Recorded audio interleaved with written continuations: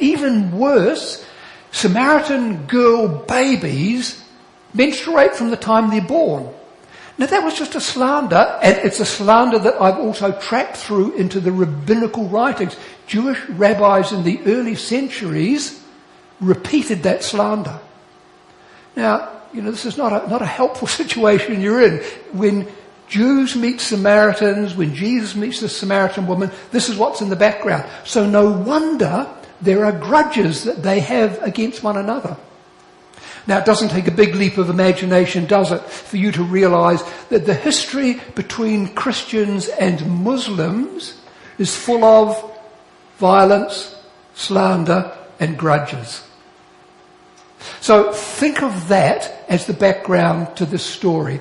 Now, I just want to reinforce, I want this story to lodge itself in our consciousness, and the way to do that is to do it visually, I've found.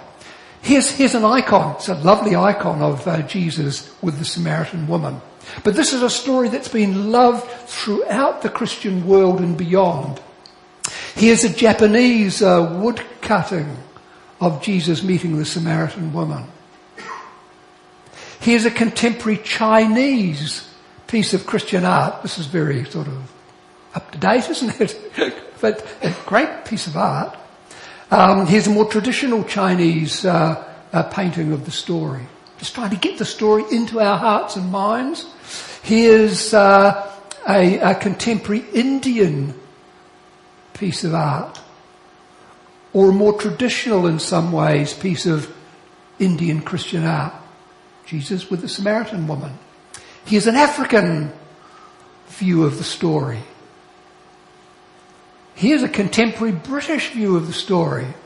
Did this come to mind when you heard that story read to us? Did this sort of... But interesting, isn't it? That's the way in which this is done. Who are the outsiders in this story? And so on. Or, in many ways, my favourite piece of recent Christian art. This is a Polish artist from the beginning of the last century. Look at Jesus.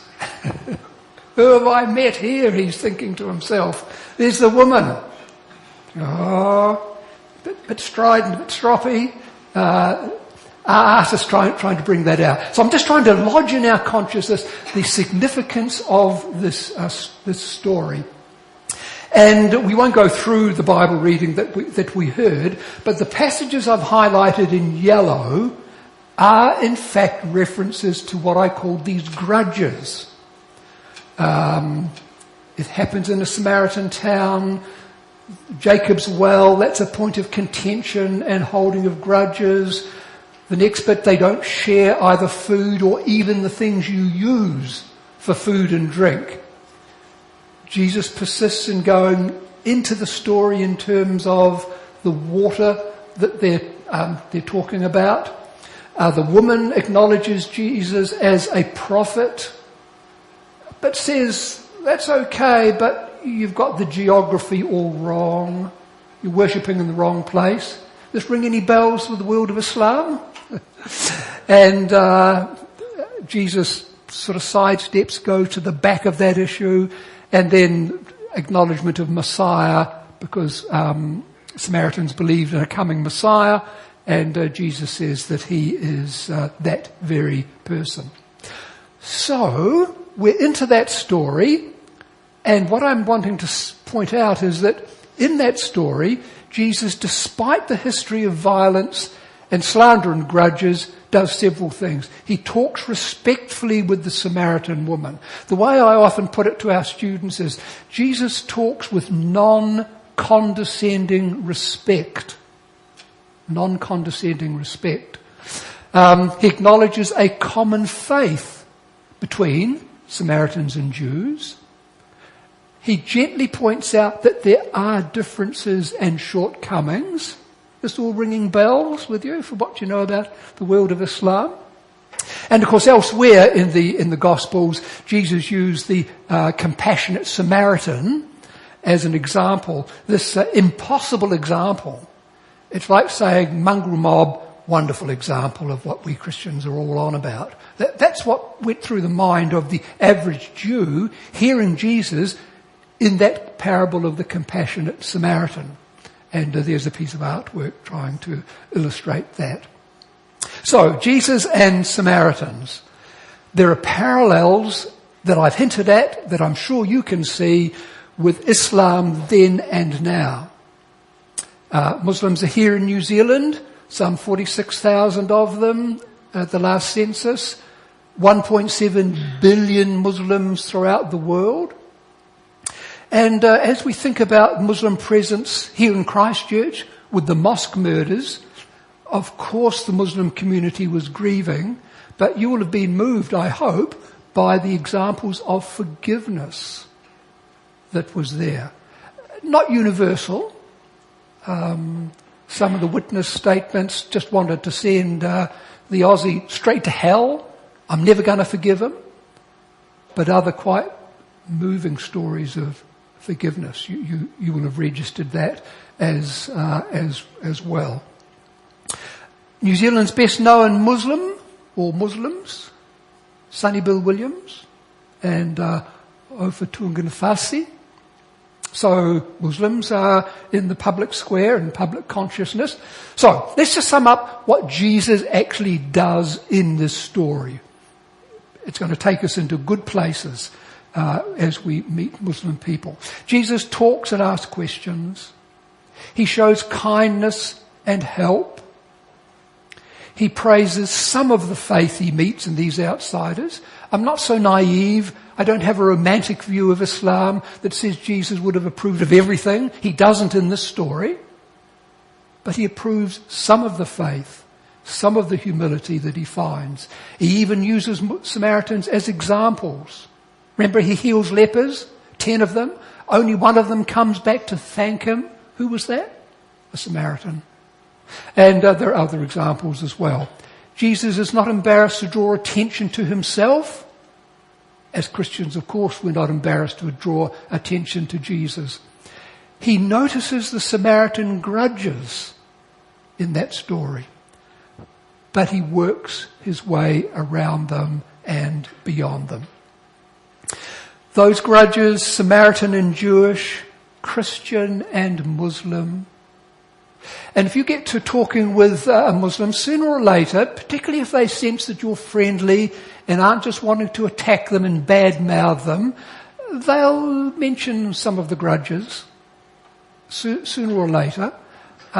Just be careful how you respond to them. I'm not saying don't respond. I'm just saying try not to start there.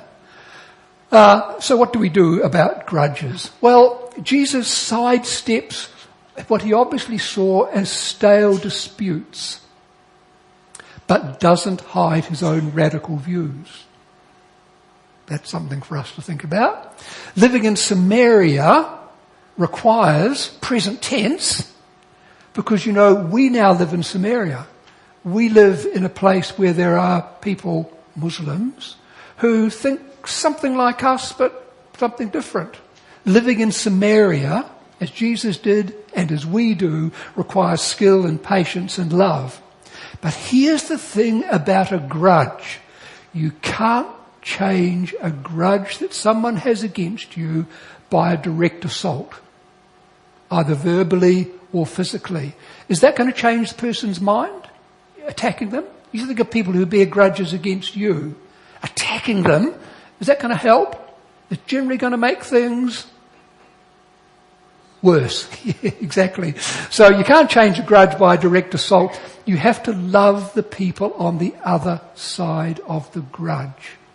That's what Jesus does in the Gospels with these quasi-Muslims that he meets called Samaritans. Loving the people on the other side of the grudge. Now, let me give you some examples. These are examples that I love talking about because they didn't seem to arrive in the media in New Zealand. Lots of attention to Muslim violence when it happens. But here's a still from a Muslim TV presenter in Iraq a few years ago. She's got a little bib that she's attached to her top there, and it's got a little symbol on it. Any Arabic speakers just got to remind us what that symbol is? It is the... Sorry? Yes and no, but what's the actual symbol? No. It's the Arabic letter for the letter N, Nun. And in most of the Muslim world, there's a derogatory understanding of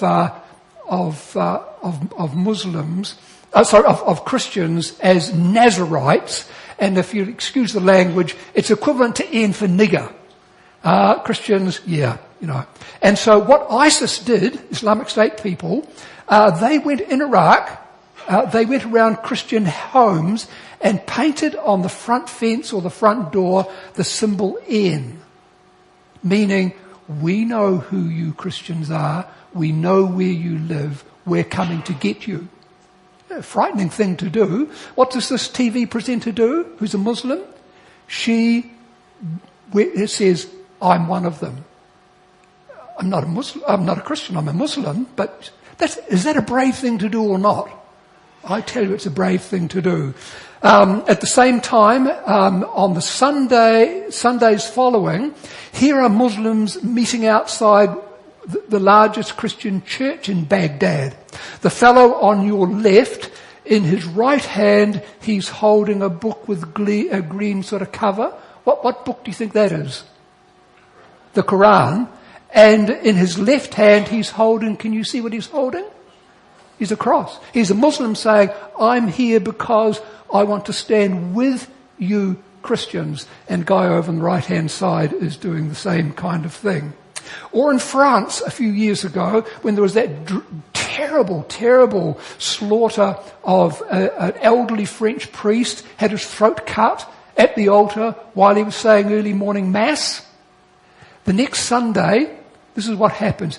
Literally hundreds of Muslims turn up at Christian churches saying, please can we come in? We want to pray with you. We want to sympathize with you. So there they are on the top left, a priest is leading them in. There they are on the right-hand side in another church. In yet another church, they're gathered up outside, a whole lot of them. And then another church, there they are. Now that didn't enter the media in New Zealand, but that's the reaction that almost all Muslims everywhere have to the hatred that a tiny number of fellow Muslims show. So I like to show these pictures because they are also part of the wider story.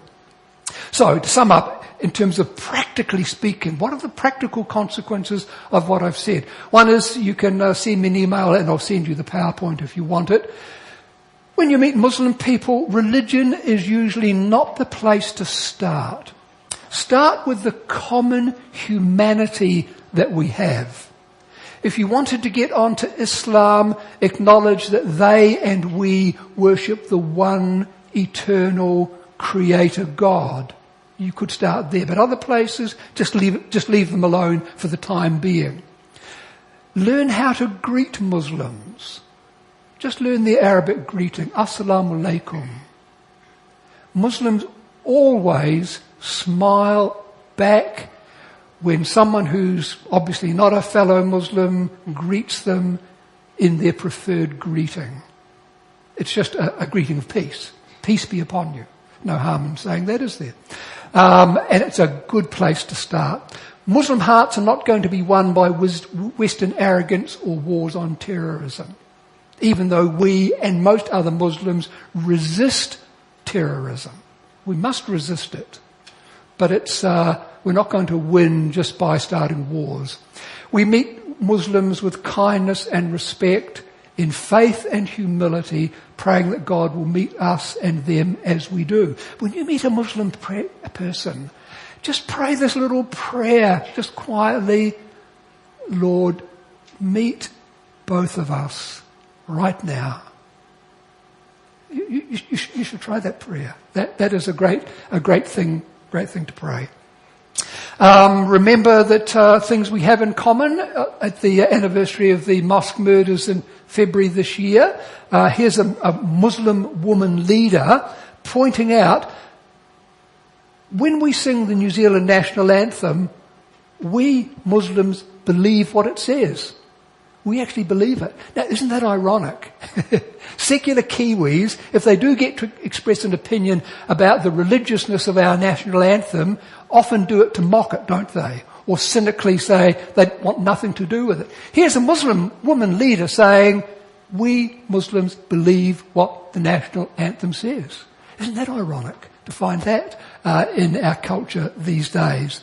So to sum up, and there might be a time for a quick question or two, or there might not be. I'll look around behind me in just a moment. Okay, this is what we do when we meet with Muslims. We engage like Jesus. Kindness and real dialogue. We avoid fear. There's no need to fear your Muslim neighbours here in New Zealand, or in most of the world for that matter. Leave our security apparatus to look after that dimension. Respect the faith and humility that you find. If you find faith and humility, tell Muslims that you admire that. Pray. You can pray just quietly. You might offer to pray with the Muslims. And listen, here's a little thing. I didn't have time to elaborate this morning in the morning service. But when we meet Muslims, you can say, I'd like to pray with us. Would you mind if I pray in the name of Jesus? To which Muslims will say, of course. Because Islam has a very high respect for Jesus. He's Nabi Isa ibn Maryam in the Quran. Nabi Isa, Prophet Jesus, Ibn Maryam, the son of Mary. And if you say, and think you can say to Muslims, I could talk about this for some time. If you run into Muslims who their faith isn't going so well, they come up against a problem, say to them, have you prayed to Prophet Jesus? Oh, they say. Oh, pray to Prophet Jesus. Because they're not being told that in the mosque, pray in the name of Jesus. But since Jesus is a prophet in Islam, ask Muslims to pray. Remarkable things happen to Muslims when they start praying to Jesus. More Muslims become believers by Jesus appearing to them in dreams and visions. And that happens when they get the hint, I could pray to Prophet Jesus and see what happens. So here's what I suggest, and we can pray, we point to Jesus. Michael, shall I field a few questions, just a couple right now, in case people have got something? I'm staying on afterwards and I'll talk some more, but you've heard this. Is there a question that you just want to ask me right now? Please tell me. Someone in the back row, there's always someone in the back row, isn't there? It's a guy called Shane. He's got a question. I can just tell looking at him. Shane's got a question. But Grant, what? Well, have you had much to do with the local community since the messing? Not since. The problem is, having taken all my students there, and then retiring, I only know the previous imam. This present one, I'm sure, is open. Just a few little hints that he's not completely au fait with interreligious issues. But the previous mosque, I'll just very quickly tell you, the previous mosque imam, he was an imam in Sydney, and during 9/11. And after the 9/11 attacks, people came and vandalised his mosque. Swastika symbols on it. They threw stones at his children going to school. They abused his wife in the supermarket. But he said to us, the only people who helped were Christians. It was a wonderful, and he would start to cry. He'd say, Christians came to our house. They brought sweets for our children. They bought flowers for my wife. They brought me a cake. And then they had a working bee to take all the rubbish off the mosque. Only the Christians helped. Now, this was after he'd given us a little lecture about all the things that were wrong with Christianity. Reading off his old seminary notes, he painfully worked his way through them. I could tell his heart wasn't in it. But the moment he recounted this story, he started to cry. And in fact, every year we'd go there, we'd go through this little thing, and he would listen to this lecture in the mosque. And I say to them, I'm looking at the students, say, no, just leave it alone. Just leave it alone. I'm going to fix this over the morning tea. And I'd say, Imam, just tell us what happened back in Sydney. He'd tell that story and he'd start to cry. Every single time. He seemed to have forgotten that, I'd sort of worked this little routine last time. But you see, that speaks so much. And Shane, you had a question.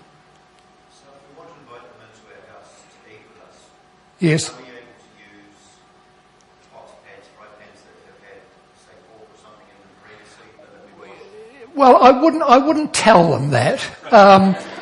Don't be like my friend who's actually a university lecturer in an Australian university, wanted to invite Muslim students to a barbecue.